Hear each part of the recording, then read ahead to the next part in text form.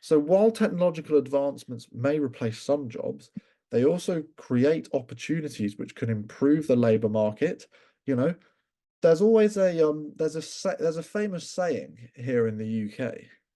And that saying really is, if everybody picked their litter up, we wouldn't need someone to sweep the streets, right? And that's the kind of idea, right?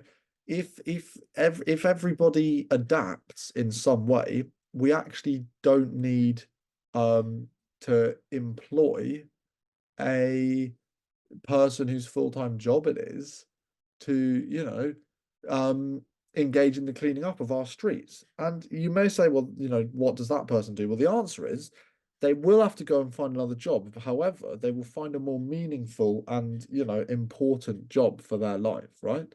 They'll find a more meaningful and important job for their life. And that's the kind of key point. That really is the key point. So let's go a bit deeper. So again, in terms of adapting to change, if we embrace to innovation, there is great, great, great opportunity for efficiency, productivity, and economic growth.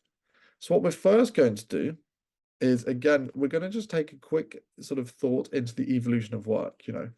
Throughout history, we know for a fact that jobs have been destroyed. Many jobs have been destroyed by technological innovation. And that is, of course, a very bad thing. And, it's not good. We don't like this.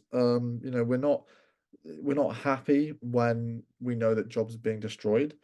But, at the same time, the destruction of these jobs really does kind of lead to these more sort of like these much more meaningful long-term sort of career opportunities and stuff.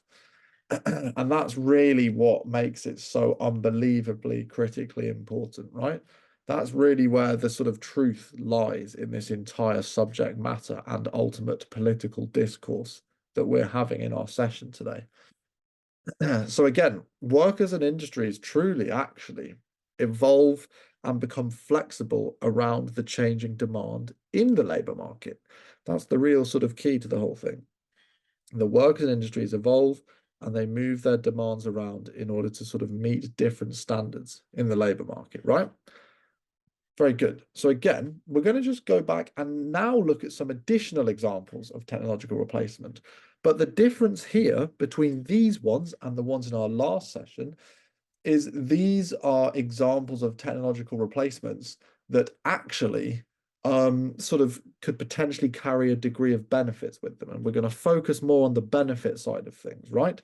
Because in order to provide a balanced answer in our essay that we're going to write, we really want to first focus, a little bit on the destruction of jobs through various, through various kind of processes that result in the destruction via technological replacement.